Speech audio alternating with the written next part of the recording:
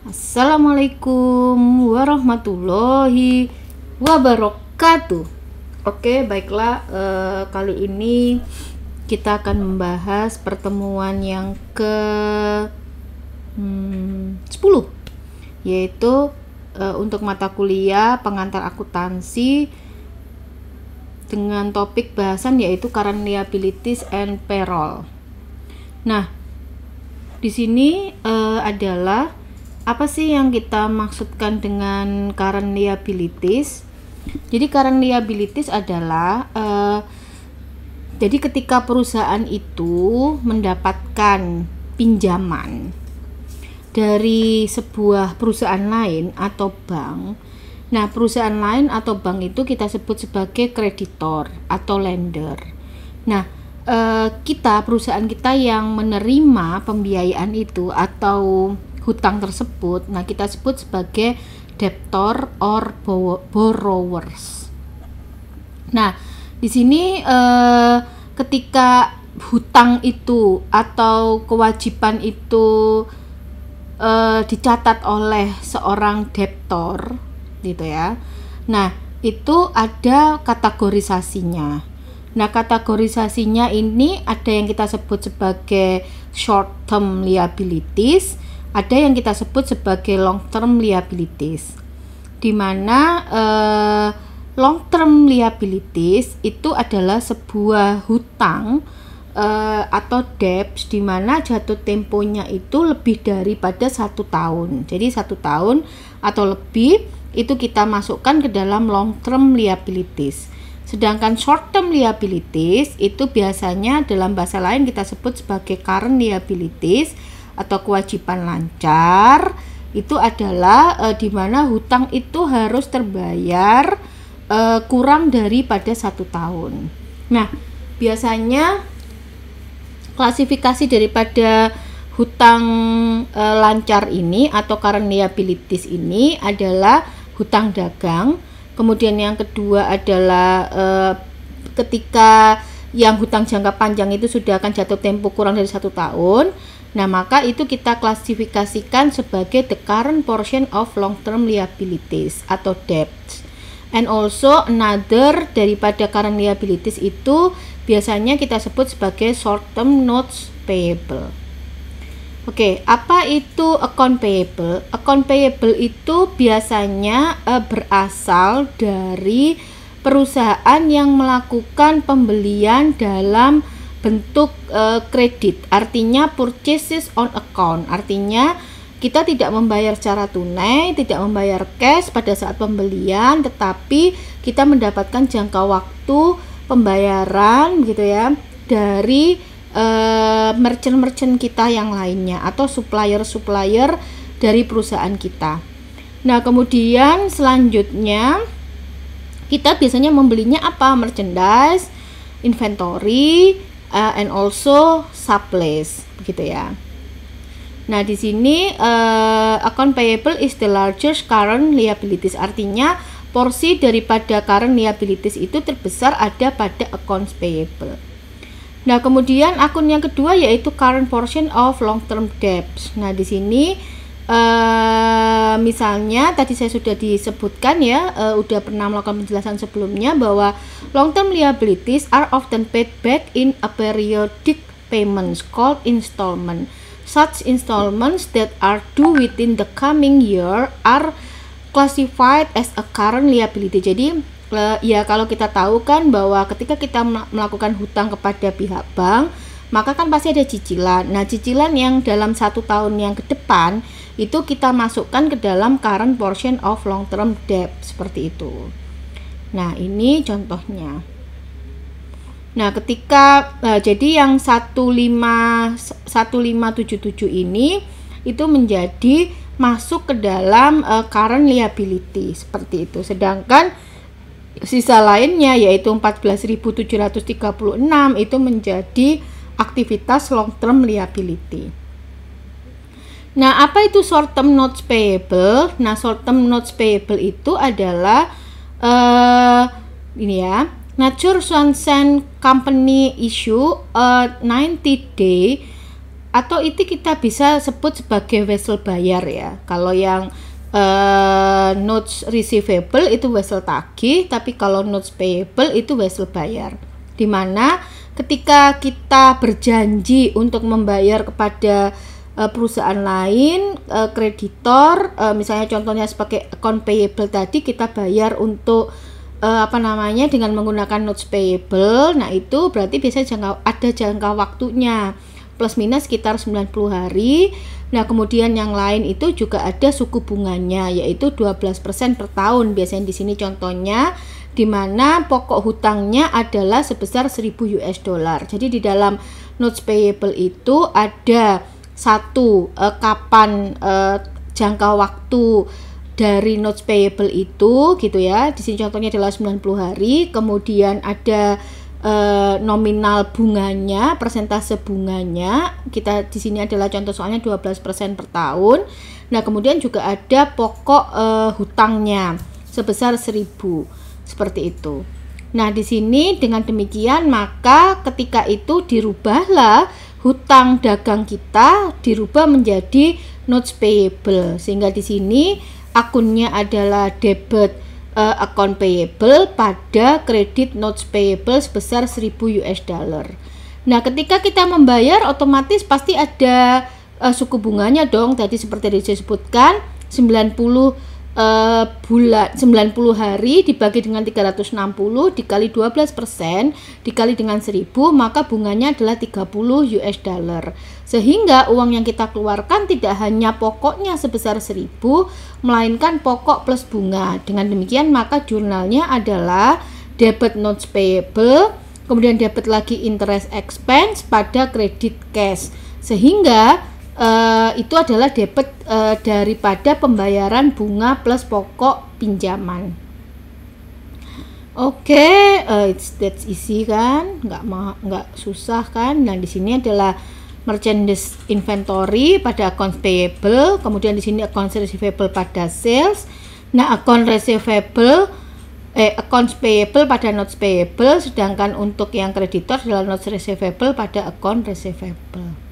Jadi satunya wesel tagih, satunya adalah wesel bayar. Ketika untuk yang pinjam itu yang kita sebut sebagai wesel bayar, sedangkan untuk yang kita menerima itu disebut sebagai wesel tagih. Oke ya, kayak gitu aja sih.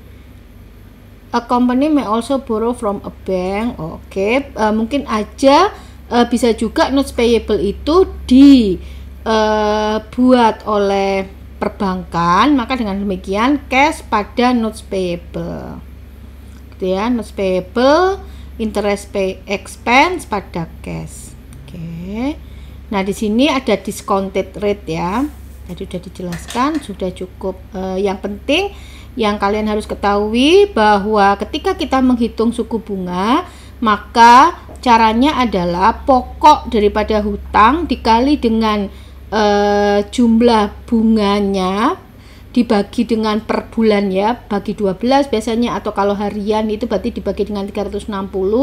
Nah, dikali dengan pokok daripada interest bunganya, yaitu 15%. Sehingga di sini contoh di sini adalah 20.000 US dollar dikali dengan 15% dikali dengan 90 hari adalah jatuh temponya dibagi 360, karena 1 tahun ada 360. Jadi di sini meskipun kita di dalam soal atau di dalam apapun tidak ada kalimat per tahun, maka kalau kita sebut 15% itu biasanya bunganya adalah per tahun. Oke, I think that's it. Nah, kemudian kita masuk ke subbab berikutnya, yaitu payroll. Payroll ini adalah penggajian gitu ya. Dan kemudian payroll taxes atau pajak daripada gaji. Ya ini tapi kalau di sini adalah pajaknya dalam pajaknya ini adalah pajak yang berlaku di luar negeri ya. Contoh soal nanti kita lihat. Nah, apa sih yang disebut dengan payroll? Nah, payroll itu adalah yang dimaksud dengan payroll di sini, penggajian adalah sejumlah uang yang dibayarkan kepada karyawan, di mana karyawan itu sudah bekerja kepada kita, they provided during the period. Artinya misalnya ya payroll itu kapan sih? Juni, maka ya akan dibayarkan Juli. Kemudian misalnya untuk Juli maka akan dibayarkan untuk Agustus dan lain sebagainya. Nah, otomatis ketika ada gaji maka sebagai wajib pajak yang baik, maka kita juga harus membayarkan pajak dong, pajak daripada payroll tersebut. Seperti itu. Oke, liability for employee earning. Jadi di sini ada biasanya namanya adalah beban gaji ya. Beban gaji itu salary gitu ya. Kemudian kalau wages itu upah. Jadi kalian harus bedakan antara salary and wages. Dimana kalau salary adalah untuk karyawan gitu ya, refers to payment for managerial and administrative service gitu ya. Salary is payment to employee. Sedangkan ada juga wages, itu artinya adalah payment yang dibayarkan kepada secara hourly or weekly basis. Artinya biasanya wages itu upah gitu ya, dibayarkan kepada buruh pabrik. Sedangkan kalau salary itu kepada karyawan yang dibayarkan secara bulanan. Kalau upah itu bisa mingguan atau hourly, atau biasanya akan dibayarkan akhir minggu. Nah, dengan demikian ada regular rate, ada juga overtime. Jadi tentu saja ketika kita berbicara masalah gaji gitu ya, tentu saja kalian ketahui bahwa satu minggu itu satu hari itu biasanya 8 jam kerja. Jadi kalau misalnya dia bekerja melebihi jam kerja atau 8 jam itu, maka kita sebut sebagai overtime rate. Sedangkan untuk yang ada di dalam masa kerja kita sebut sebagai regular rate. Tentu saja antara overtime rate dan regular rate itu berbeda. Contoh di sini gaji akan dibayarkan secara regular rate secara 1 kali lipat, sedangkan ketika dia melakukan overtime atau bekerja secara lembur maka akan digaji 1,5 kali lipat lebih besar dibandingkan gaji normal. Kayak gitu ya. Nah, ini the total earning of an employee for a payroll period including any overtime pay are called gross pay. Nah, sedangkan kalau deducted itu kita sebut sebagai net pay. Jadi net pay sama dengan gross pay dikurangi dengan deduction. Nah, deductionnya apa aja? Contohnya di sini adalah income taxes. Jadi pajak daripada PPh ya. Kalau di Indonesia itu kita sebut sebagai pajak penghasilan. Nah, di mana pajak penghasilan itu tergantung dari penghasilan tingkat penghasilan dari karyawan itu per tahunnya. Contohnya misalnya paling rendah itu 10% dari gaji itu harus dibayarkan kepada negara. Kemudian misalnya ada bertingkat lah, ada yang 15%, kemudian ada yang sampai 20% ketika dia penghasilannya sudah more than 500 million rupiah. Artinya kalau penghasilan kita 1 tahun lebih dari 500 juta, maka pembayaran pajak kita adalah sebesar 20%. Nah, seperti itu. Itu harusnya kita pelajari secara separate ya. Nah, ini. Nah, maka di sini pajaknya, nah ini sebenarnya, nah ini tetapi di negara mana ya ini ya?